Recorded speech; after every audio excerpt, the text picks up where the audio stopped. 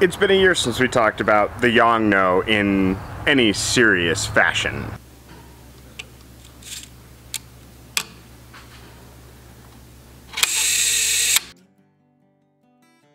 Hey, what's up you guys? Nick here. For those of you new to my channel, my name is Nick. I'm a professional photographer. I've been shooting professionally for the last 3 years, though I've had a camera in my hand for the last 16 as I shot as a hobbyist for a really long time. So it has been about a year since I released my video on the Yongnuo 50mm 1.8, a full review of that, and I will link that video up there even though I really don't want to because the quality is absolutely terrible. It was the second video I ever did, but it's been a year since we uploaded that video, and it's been a year of lots of active shooting. A lot of you guys know who have been around for a while. I am going back to school, so I no longer work at the dealership, so I've had more time for photography and I've had more time to get out and do some shoots.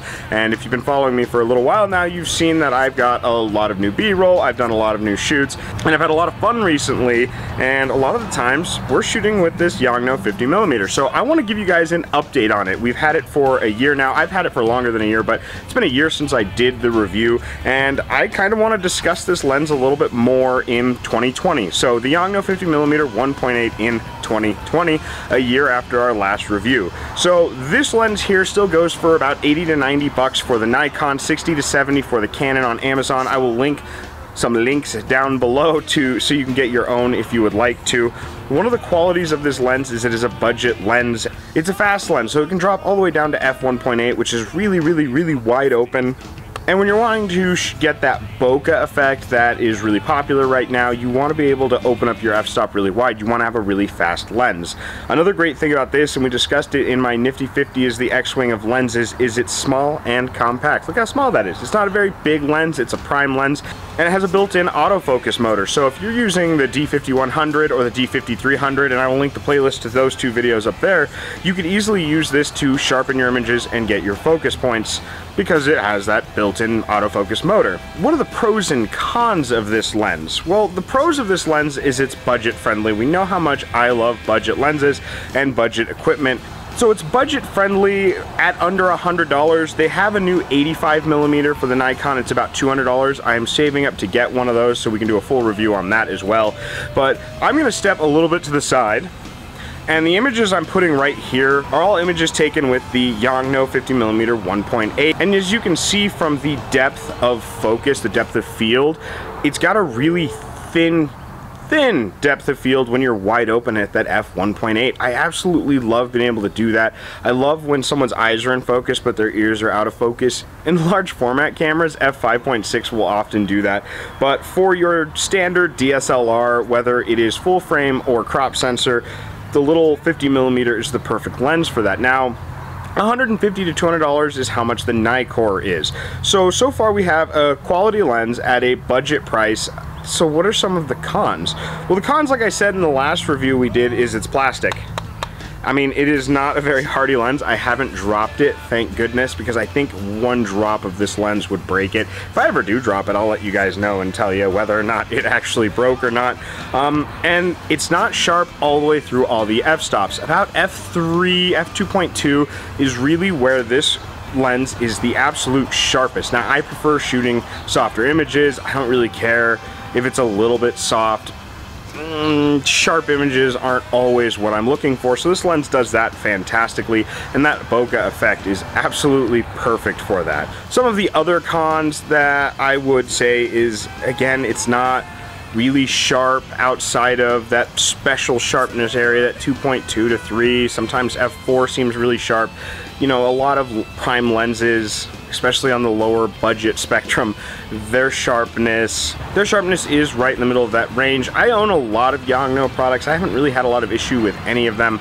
I really enjoy being able to shoot budget friendly and being able to test a lens spectrum. To be able to test a lens at a certain f-stop or a certain focal length that might be out of my price budget otherwise if it wasn't for these cheaper ones. So with this lens, last year I probably gave it a 7 or 8 out of 10 because, you know, it's kind of feels cheap, it's kind of plasticky, it is a cheap lens. After shooting with it solid for this last year, and as you can see by the images, the quality is really fantastic. It takes really good images for what it is. So as a budget-friendly lens, what do I give it here and now? What do I give it in 2020?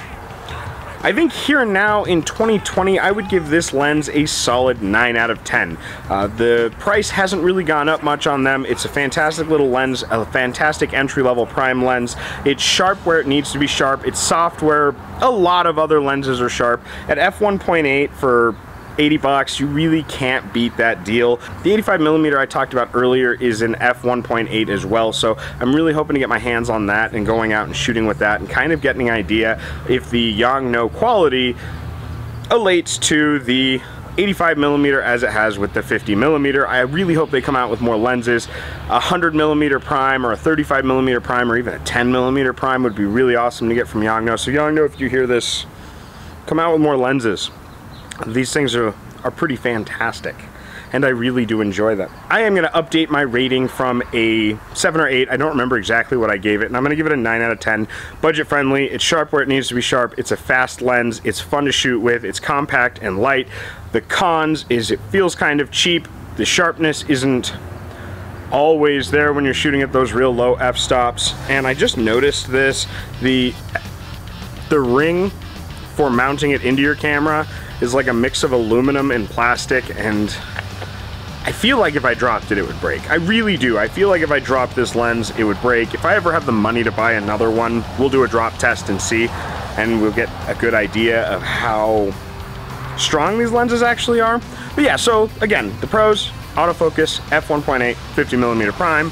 The price is perfect. The cons is, while it is sharp at the right f-stops, it's not sharp through the full range like a more expensive lens would be. It feels cheap and it's kind of plasticky, but yeah, solid 9 out of 10 for 2020. The Yongnuo 50mm 1.8, solid 9 out of 10 in 2020. So if you made it this far in the video, I want to thank you guys so much for joining me today. There's smoke in the background. I was hoping to have pretty mountains, but we have the really large Cameron Peak fire going on. I was actually evacuated from camping 2 weeks in a row because of that fire. The day it started, we were evacuated because we were only a few miles away, and then a week later, we were way up north, and we were still evacuated because of how quickly the fire was exploding. So I'm sorry you don't get to see the pretty mountains. I'm sorry, I can't do anything about it. I don't have a giant fan to blow the smoke away, but I do want to let you guys know that not only do I have a Teespring like this is one of my shirt designs, I also have a Redbubble now. I'm going to link both down in the description below. Not all my shirts are like this. Some of my shirts are, well, here and here.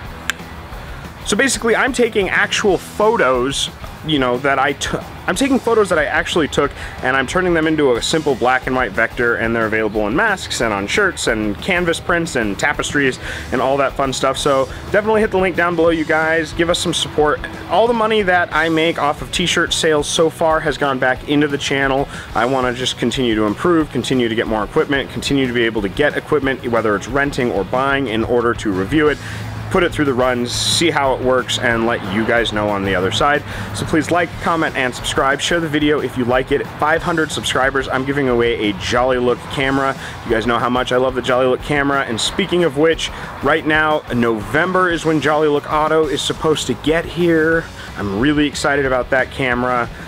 It was supposed to be September, October originally, but the pandemic, we have to understand that there are factories in Ukraine. Ukraine had much stricter rules regarding lockdown than we did here in the United States, and so they're getting back into production now.